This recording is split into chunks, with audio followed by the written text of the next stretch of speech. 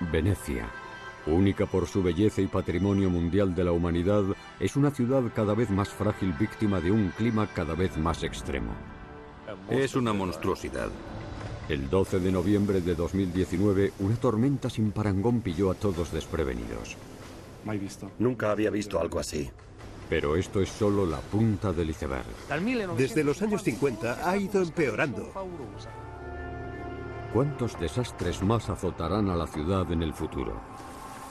Para salvar a Venecia, ingenieros y técnicos llevan años trabajando en un proyecto faraónico. ¿Conseguirá el Mose aplacar la ira del mar? 11 meses después de la gran inundación, mientras todo el mundo aguantaba la respiración en la sala de control, el Mose subió sus 78 compuertas. Técnicos, ingenieros y todos los venecianos pudieron respirar aliviados. Es la primera vez en la historia que hemos encerrado una marejada en el mar en 2000 años de historia de la ciudad. Las noticias corrieron como la pólvora por todo el mundo. Venecia está al fin segura. Pero ¿durante cuánto tiempo? En el horizonte nos acecha el cambio climático global y cada vez es más preocupante. ¿Qué pasaría si se derritiera la Antártida? El agua llegaría hasta el campanario de San Marcos. Sería algo inimaginable.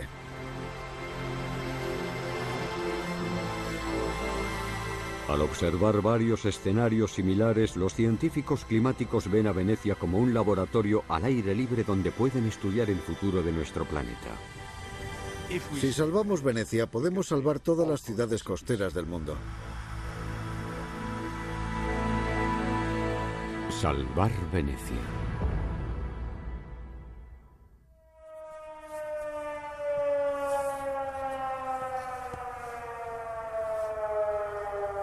El silencio se ve interrumpido por el sonido de las sirenas.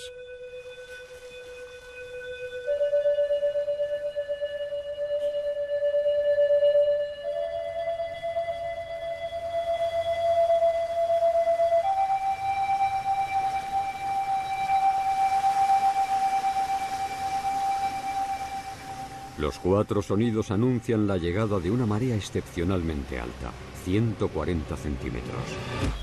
O puede que más. El 12 de noviembre fue un día dramático. Está claro. Habíamos observado los días anteriores que subiría la marea, pero ¿qué pasó? Por la noche el viento no era tan fuerte como esperábamos. Tanto es así que por la mañana preveíamos que la marea llegaría a los 140 centímetros, pero solo llegó a 127. Esa mañana dijimos, bueno, si son 10, 12 centímetros menos, esta noche no subirá mucho la marea. No nos preocupó demasiado, en el sentido de que sí, lo sabíamos, pero nadie se esperaba lo que pasó después. No esperábamos vientos fuertes y estuvimos así como 3 horas. Hasta las 9 de la noche no subió más la marea, dejó de subir la marea. Hasta las 9:30, 9:40 la situación no fue muy grave, porque el agua subía, pero no había viento. A las 9 de la noche algo pasó en mar abierto. De repente los vientos cambiaron de noreste a sureste, luego a sur, y triplicaron su velocidad.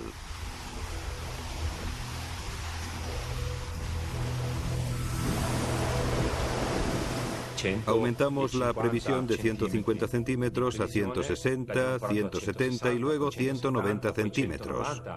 Valores que nunca se habían anunciado en la historia de las previsiones de Venecia. Esto no era una marea excepcional, era una marea extraordinariamente excepcional. Hicimos algo que llevábamos muchos años sin hacer. Seguimos haciendo sonar las sirenas. Las sirenas sonaron 2, 3 veces en media hora. El agua entró muy rápido, aumentó dramáticamente. El agua empezó a entrar por las puertas, empezó a filtrarse en el suelo. Vi un inodoro salir de un restaurante. Un inodoro completo. Te sientes impotente. Nuestra única esperanza es que todo acabase lo antes posible. Lo más raro fue la velocidad a la que empezó a subir el agua de repente. El agua subió muy rápido, como nunca antes. En una hora la marea pasó de 40 a 45 centímetros más hasta los 187 centímetros.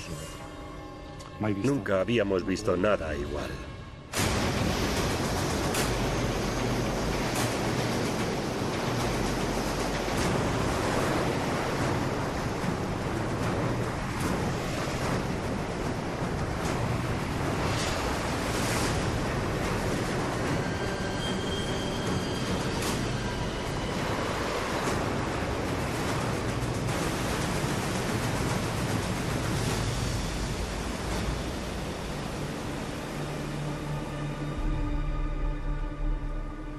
Vimos dos vaporetti encallados al final de la riva de Schiavoni, taxis en el suelo, con el motor en marcha.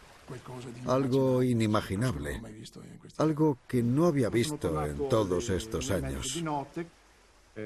Cuando volví a la 1:30 de la noche con el primer vaporetto, ya no veía mi kiosco, había desaparecido.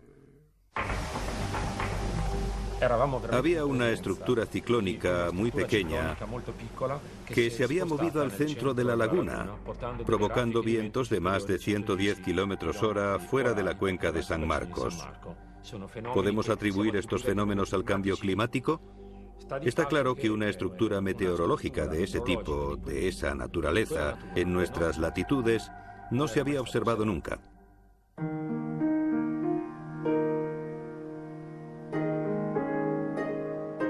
Los venecianos siguen procesando lo que pasó aquel 12 de noviembre de 2019 y qué futuro les espera.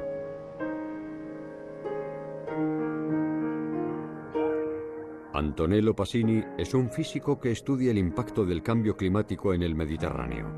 Lo que le preocupa es la frecuencia cada vez mayor de las inundaciones en Venecia. Sabemos que entre 1850 y 1950, periódicamente cada década, había entre 2 y 8 mareas altas de más de 110 centímetros, que es un umbral crítico. Desde 1950 en adelante aumentaron preocupantemente. Por ejemplo, en la década de 2000-2009 hemos tenido unas 50 mareas altas, pero entre 2010 y 2019 hubo más de 90. Es una tendencia preocupante, sobre todo visto el creciente aumento del nivel del mar que amenaza a las ciudades costeras de todo el mundo. Venecia será de las primeras en acabar bajo el agua. Para salvarla, científicos, técnicos e investigadores de todo el mundo han unido fuerzas. Pierre Belinga es un ingeniero holandés comprometido a salvar ciudades grandes como Nueva York, Miami o Saigón. Hay muchos lugares vulnerables, pero pocos tan únicos como Venecia. El patrimonio cultural de Venecia es único en el mundo. Construida sobre 118 pequeñas islas de barro a pocos centímetros del nivel del agua, Venecia es una víctima fácil de las variaciones en el nivel del mar. Es un microcosmos frágil en el que cada cambio climático se ve amplificado. Una inundación tan catastrófica es una señal de alarma que requiere acción inmediata. Para los científicos es la señal de una crisis climática mundial y Venecia es el lugar ideal para estudiar el futuro del planeta. Venecia es como un laboratorio para el mundo entero y el nivel del mar sigue subiendo. Venecia es la primera ciudad que se enfrenta a ello. Los científicos climáticos necesitábamos un laboratorio natural en el que estudiar el impacto del cambio climático de manera simplificada.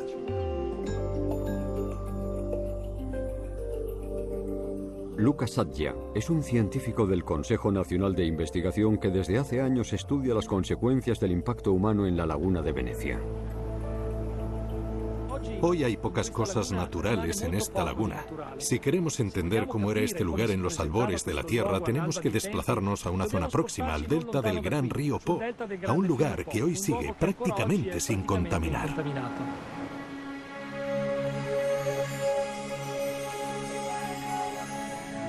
El delta del río Po es un laboratorio natural en el que los investigadores pueden observar la dinámica de una laguna parecida a la de Venecia, pero sin las incontables intervenciones humanas que la han cambiado a lo largo del tiempo.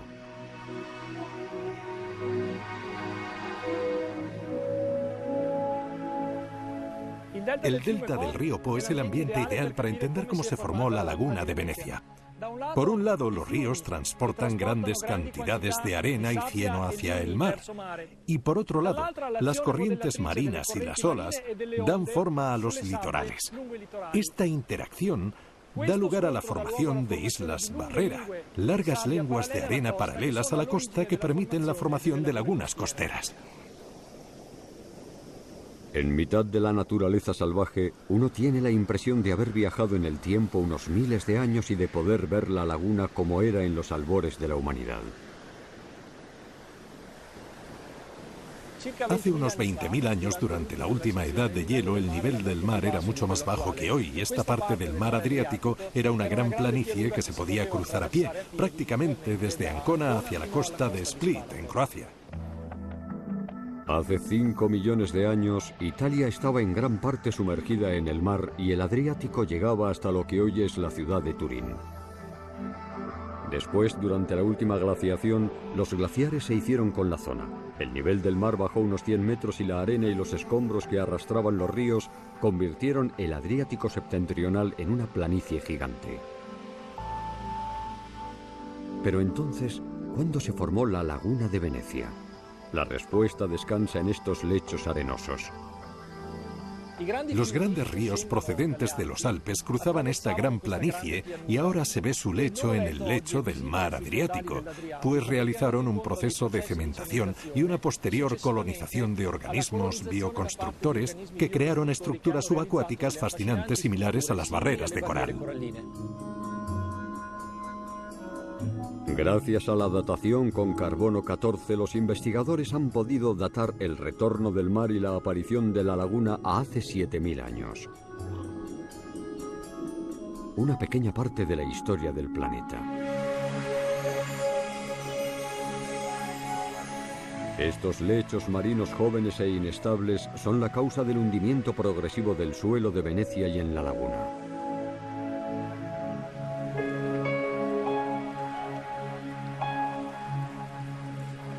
Las casas que tenemos detrás se están hundiendo lentamente por debajo del nivel del mar. Este fenómeno se debe a los sedimentos depositados por los ríos de la zona, que se compactan a la velocidad de 1 milímetro al año. Se llama subsidencia y es la causa de la dramática y lenta desaparición de Venecia por debajo del nivel del mar.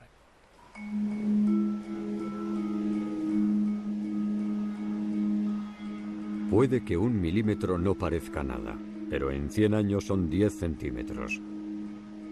En 2000 años de historia, Venecia y sus islas se habrán hundido algo más de 2 metros. Lo atestiguan los edificios semisumergidos que aparecen por todas partes. Restos de antiguos monasterios, iglesias, ruinas abandonadas a su suerte.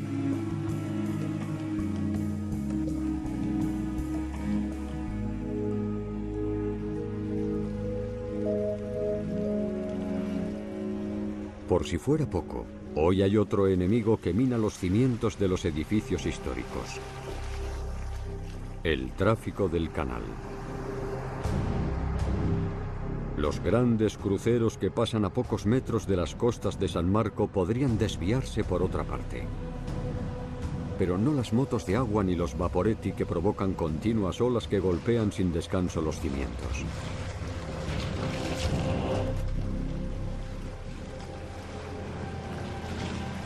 Fantina Madricardo y su equipo del Instituto de Estudios Marinos del CNI vigilan de cerca la salud de los canales y puertos y miden regularmente el impacto de la navegación en el lecho marino. Todo bien, listos para empezar, perfecto. Hoy, junto con Antonio Petriccio, navegará en el Litus, un barco de investigación. El objetivo de hoy es crear una especie de ecografía del Gran Canal. Estamos en el embarcadero de la Salute y se ve los grandes agujeros que crean los vaporetti cuando atracan y dejan el motor encendido. Agujeros de más de 1,5 metros, surcos que realizan las hélices de los barcos de vapor y los barcos de transporte son la prueba de que el volumen de tráfico ha aumentado hasta niveles insostenibles. Los daños a las orillas y a los cimientos son tan graves que requieren una restauración completa. Estos trabajadores submarinistas están limpiando los cimientos de un antiguo muro. Rellenan los huecos entre los ladrillos con un cemento especial resistente al agua del mar. ¿Por qué todo este trabajo de restauración continuo? Porque Venecia se construyó sobre fango. Los cimientos de iglesias, puentes y edificios están soportados por pilotes de madera insertados en los sedimentos fangosos hasta llegar a las capas más compactas y duras. En lo alto de los pilares hay una tabla de madera doble. El barro, con su ambiente sin oxígeno, tiene la tarea de proteger la madera del ataque de parásitos. Sin embargo, hoy, el movimiento de las olas ataca a los cimientos. El agua rica en oxígeno penetra entre las grietas, arrastra el barro y abre el camino a hongos, moho y bacterias. Así los pilotes se pudren, lo cual pone en peligro la estabilidad de los edificios. Pero hay otro peligro pérfido que amenaza el futuro de Venecia.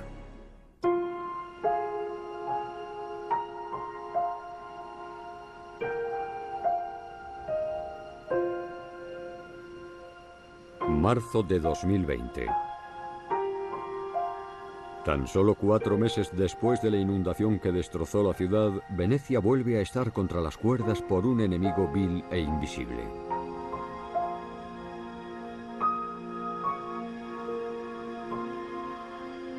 En el silencio surrealista de los canales y las plazas desiertas, vaciadas por la pandemia del nuevo milenio, viene a la mente el recuerdo de la plaga que azotó la ciudad varias veces a lo largo de su historia.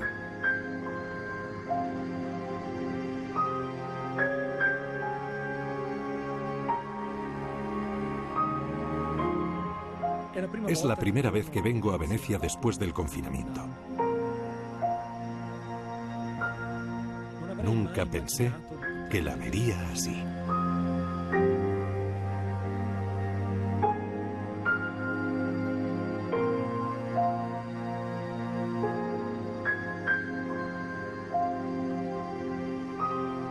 Con tan poca gente, es incluso más irreal.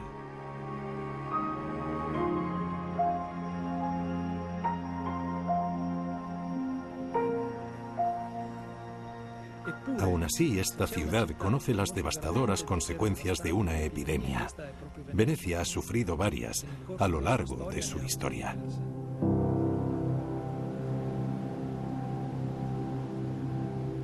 Hace 600 años, en la isla de Lazzaretto Nuovo, los venecianos establecieron la primera forma de cuarentena de la historia. Esta enorme estructura en mal estado y abandonada fue recuperada en los años 70 por el entusiasta trabajo de un grupo de arqueólogos voluntarios. Nadie conoce mejor la historia de esta isla que Giorgia Fassini, responsable del proyecto Lazzaretto di Venezia.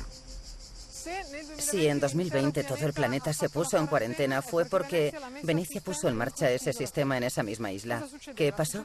Pues que Venecia se convirtió en un cruce de caminos del comercio internacional, el vínculo entre Oriente y Occidente. Y la cuarentena se pensó para garantizar la continuidad del comercio. Ese era el objetivo, así que la cuarentena y el confinamiento no tenía como objetivo cerrar, sino que era una solución para mantener viva la ciudad por su propio interés.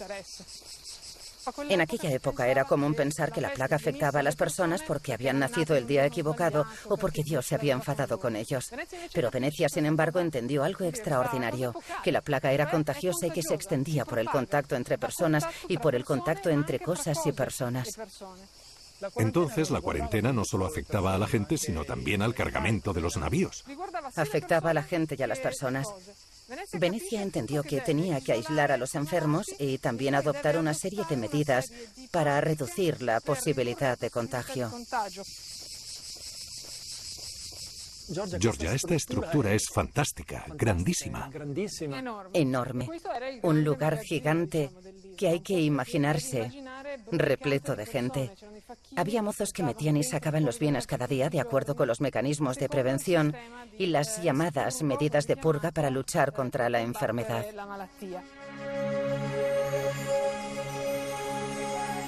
Es sorprendente la analogía entre la epidemia de COVID-19 y la plaga que azotó Milán, Bérgamo y Venecia en 1630, en la que murió un tercio de la población.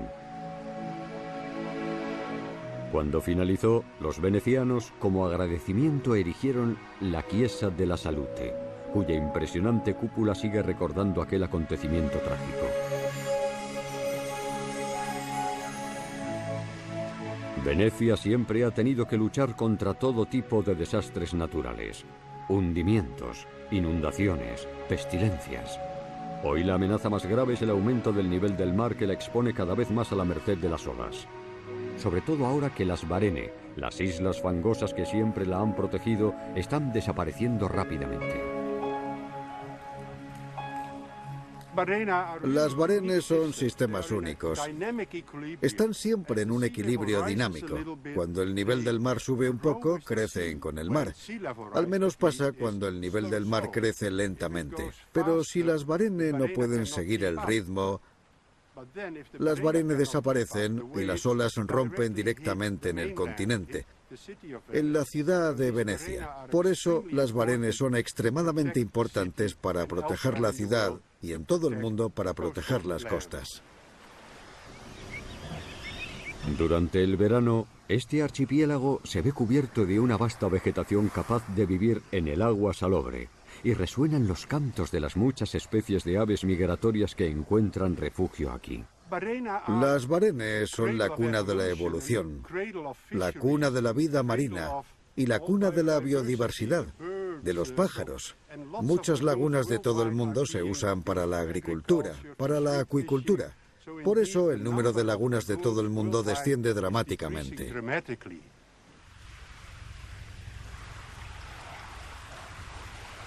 Pierre Belinga lleva años estudiando los ecosistemas de las lagunas costeras y se ha convertido en un defensor de las Barene. Un sistema flexible que absorbe el impacto de las mareas, pero no el impacto que ejercen los barcos motores en lugar de la tradicional navegación a remo. El paso de un barco de transporte típico basta para generar olas aparentemente inocuas que se propagan lentamente hasta la costa, arrastrando barro y eliminando la vegetación. Ola tras ola, poco a poco, las Barene menguan hasta desaparecer. ¿Qué consecuencias tendrá el tráfico que cruza cada día el agua de la laguna? Controlar el impacto de la navegación en el lecho marino de la laguna es responsabilidad del equipo de Fantina Madricardo. Hoy, el barco del CNI saldrá a la laguna para comprobar el estado del lecho marino. Revisar de nuevo los canales por los que pasan los grandes barcos se ha convertido en un asunto urgente. Se ve claramente en los lados del canal. Es interesante ver cómo corresponden con las corrientes de los barcos. Se ve en los bordes del canal cómo forman como cicatrices al pasar los barcos. El sonar de los investigadores revela la herida que le infligieron a la laguna en 1964, cuando se excavó el Canali dei Petroli. Una gran autopista marina de 15 kilómetros de largo, 200 metros de ancho y 12 metros de profundidad, diseñada para permitir a los petroleros y barcos de contenedores llegar al puerto industrial Porto Marghera, y que tuvo un impacto fatal en la laguna. En los últimos 70 años, la profundidad media de la cuenca central se ha duplicado. Aparte de la profundización generalizada, también ha habido un aumento en el volumen de agua que entra y sale de la laguna por la excavación de las ensenadas de la marea.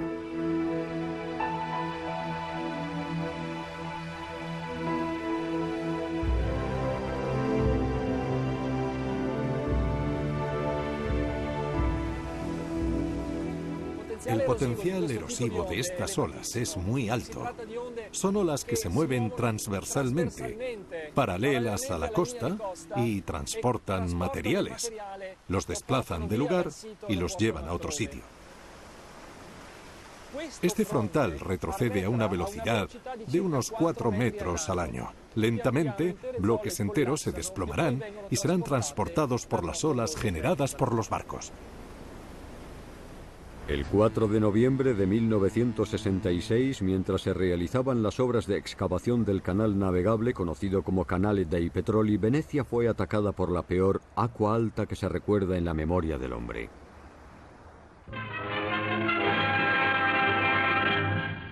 Queste immagini sono state girate nel centro storico di Venezia, dove i danni sono incalcolabili. Ovunque si lavora senza sosta per ripristinare gli argini protettivi, soprattutto a Pellestrina e a San Pietro in Volta, dove la mareggiata ha sfondato gli storici murazzi della Serenissima e le dighe protettive. 194 centímetros por encima del nivel del mar. El mayor récord. Todo el mundo quedó en shock. ¿Qué provocó semejante desastre?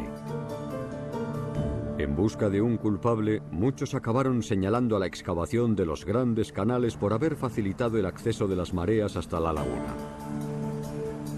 Otros acusaron al centro industrial de Porto Marghera por haber extraído grandes cantidades de agua de los acuíferos, acelerando así el proceso de hundimiento de Venecia. En cualquier caso, quien rompió el equilibrio natural de la laguna fue el hombre. La historia de la laguna está caracterizada por la intervención continua del hombre, y quizá nos gustaría revertirlo y devolvérselo a la naturaleza. Pero es imposible. Si dejáramos de interferir ahora en la laguna de Venecia, desaparecería rápidamente. A partir de los años 70, los venecianos reforzaron los muelles destruidos en la inundación del 66 y levantaron el pavimento de las ciudades donde podían, mientras equipos de científicos e ingenieros diseñaron las soluciones más diversas e imaginativas para evitar que volviera a producirse una catástrofe similar. Todas las alternativas se han estudiado en detalle, pero con el tiempo hemos descubierto que se necesita una solución radical, como una puerta, como la de Rotterdam, pero eso es muy visible, o como la del río Escalda o la de Corea. Puede que todas sean buenas ideas, pero son muy feas, sinceramente no encajan en el paisaje. La solución elegida, el Mose, se basa en una idea tan sencilla como innovadora. Se colocarán unas estructuras gigantes de acero en el lecho marino, que serán invisibles hasta que haya riesgo de inundación. Entonces se llenarán de aire y se elevarán para bloquear la marea. Porque como todos sabemos, el aire pesa menos que el agua. Nos fascinó este concepto único que nos presentaron los ingenieros italianos: usar el principio de Arquímedes para alzar la barrera y bloquear el Adriático para que no llegue hasta Venecia.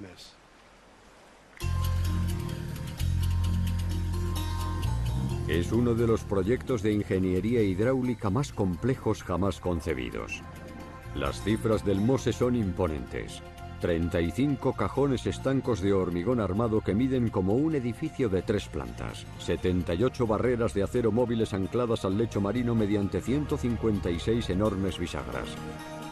Aún hoy que los trabajos casi han finalizado, es difícil hacerse una idea de las dimensiones, porque estas enormes estructuras están en su mayoría bajo el agua. El Mose es como un Ferrari eléctrico en el fondo del mar. Es vulnerable, es complejo, pero es lo mejor. El trabajo de construcción del Mose se ha alargado décadas entre grandes controversias sobre su coste e impacto medioambiental. Y mientras, los científicos se han dado cuenta de que para salvar Venecia no basta con crear una barrera artificial para proteger a la ciudad de la furia del mar.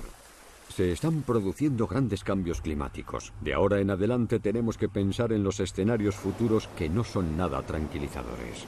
El océano está creciendo como medio centímetro por año y está llegando al mar Mediterráneo y al Adriático, pero también a Nueva York y a Miami y a Shanghái y a Bangladesh.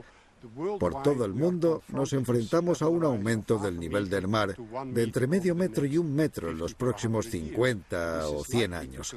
Y es probable que continúe. Pero el problema ahora es el deshielo de los glaciares. Y la velocidad de deshielo de glaciares como el de Groenlandia o la Antártida es muy difícil de entender. El problema es que cuanto más estudiamos la dinámica del hielo, más entendemos que hay un fenómeno brusco que sucede en el deshielo y que todo ello aumenta nuestras predicciones del futuro aumento del nivel del mar. ¿Cuándo ocurrirá esto? Para entenderlo, los científicos tendrán que irse muy lejos. A 4.000 kilómetros de Venecia, la expedición internacional Inside the Glacier salió a explorar los glaciares de Groenlandia. El equipo, liderado por el glaciólogo Francesco Sauro, desciende a cuevas heladas para entender los mecanismos que provocan que se derrita el hielo. Los científicos quieren entender a qué velocidad ocurrirá. No es cuestión de si ocurrirá o no. Va a ocurrir seguro. El problema es a qué velocidad ocurrirá. El estudio de la glaciología suele observar la superficie de un glaciar. No sabemos mucho de lo que pasa dentro de un glaciar. Como espeleoglaciólogos, exploramos las cuevas que hay dentro de los glaciares. Y hemos descubierto que la capa de hielo de Groenlandia tiene unos 140 metros de profundidad. Puedes encontrar lagos muy grandes, gigantes. Un descubrimiento totalmente inesperado que se repitió en cada cueva que visitaron. Lo que les preocupó aún más es el hecho de que las exploraciones de hace unos pocos años no encontraron ni rastro de lagos subterráneos. La capa de hielo se deshace en la superficie, pero también desde dentro. Y es un parámetro muy importante y prácticamente desconocido. Es una forma de entender lo débil que está el glaciar, lo rápido que puede venirse abajo. Pero la verdadera sorpresa para Francesco y su equipo viene cuando descubren que hay microorganismos como algas y bacterias viviendo bajo el agua. No tenemos más que romper una fina capa de hielo para ver cómo salen burbujas de gas producidas por la salida de su metabolismo. Pensamos que en los casquetes polares no existe la vida y que pasan pocas cosas. Pero en realidad se producen muchos procesos debido a las vidas que producen y liberan metano. Y el metano es un gas que tiene un gran impacto en el calentamiento global. Cuanto más se deshiele, más vida habrá, o sea, que se liberarán más gases. Es un efecto en cadena que aumentará continuamente la posibilidad de perder más hielo y que aumentará el nivel del mar. El problema es a qué velocidad ocurre esto. ¿Estaremos listos para afrontarlo?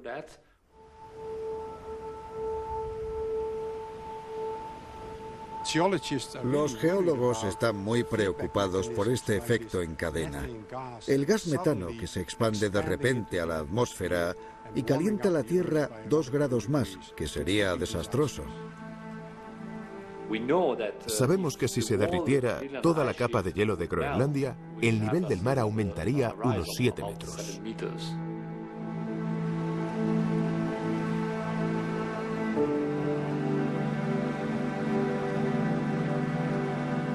7 metros son muchos. En la plaza de San Marcos en Venecia, el agua llegaría al león que guarda el portón, el icono de la ciudad. Si no conseguimos reducir a cero la emisión de gases, seguirá derritiéndose el hielo. Y al final, la Antártida se derretirá por completo. Y este casquete de hielo contiene tanta agua que aumentaría el nivel de los océanos de todo el mundo en 60 metros. El agua subiría hasta el campanario de Venecia. Sería inimaginable.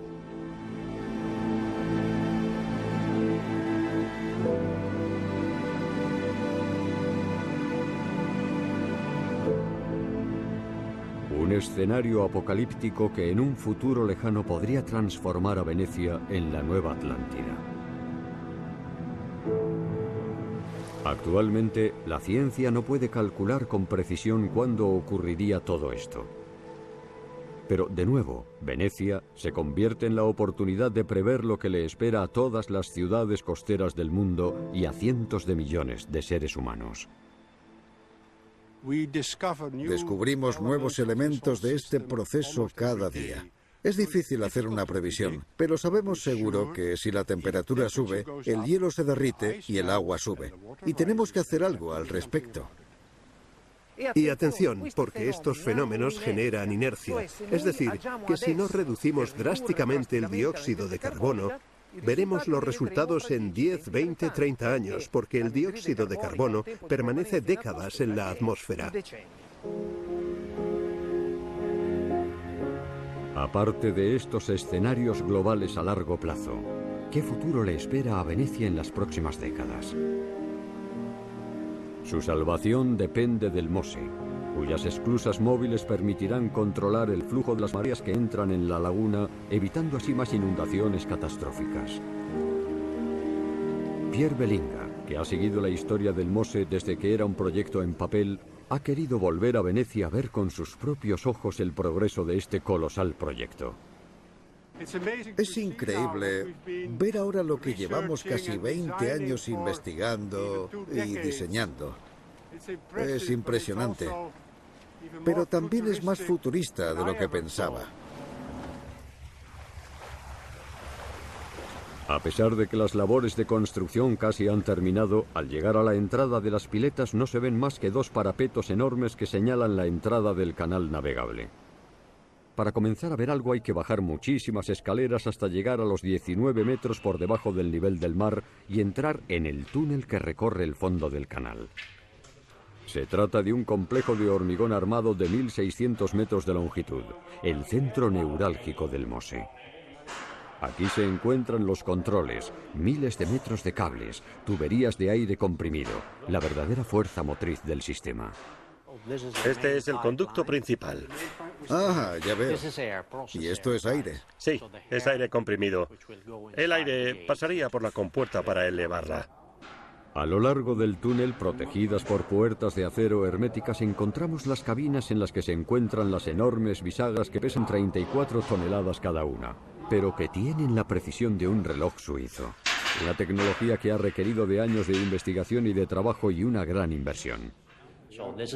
Esta es la parte que permite la conexión estática de la compuerta con el cajón estanco.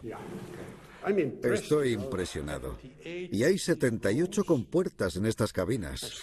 78 compuertas, o sea, 156 salas así.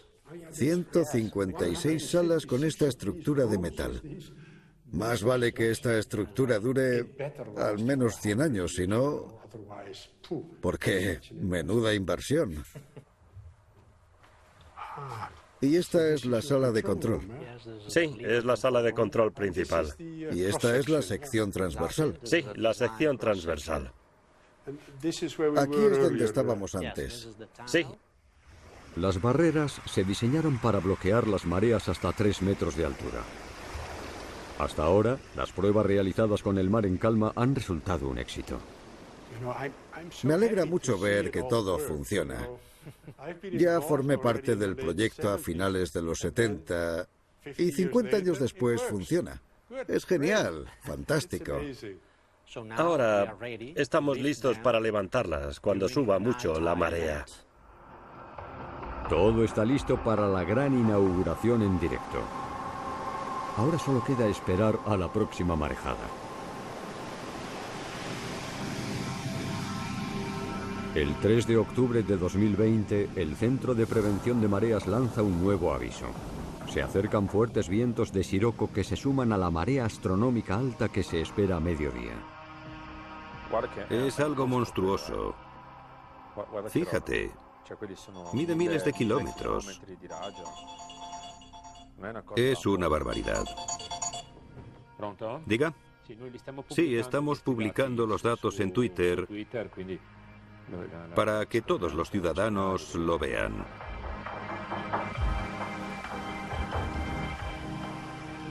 Son las 8 de la mañana en el faro de Punta Savioni, en el muelle que protege el acceso a la laguna que ya está siendo azotado por las olas.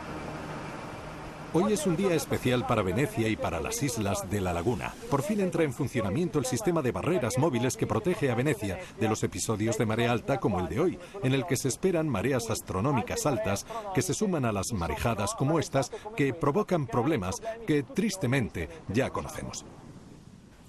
Mientras tanto, en la sala de control, los técnicos se preparan para enfrentarse a un agua alta excepcional de 135 centímetros, suficiente para inundar más del 50% de la ciudad. Sí, Karika, vale. Malamocco, Chioggia, actividad de secuencia de lanzamiento.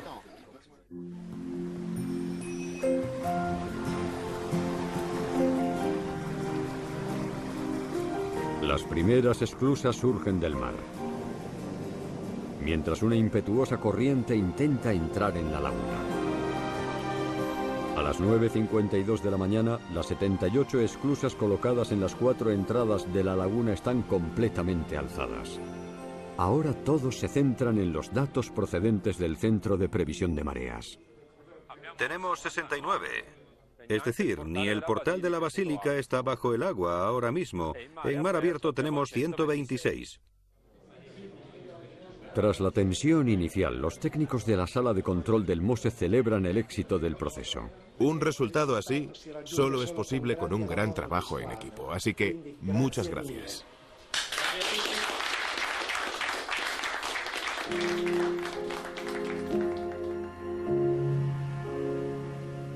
Teníamos que haber registrado 120, 125 centímetros, pero la gente está paseando por una plaza de San Marcos totalmente seca. Es increíble. Hemos esperado 50 años, pero al final es la primera vez en la historia que hemos encerrado una marejada en el mar en 2000 años de historia de la ciudad.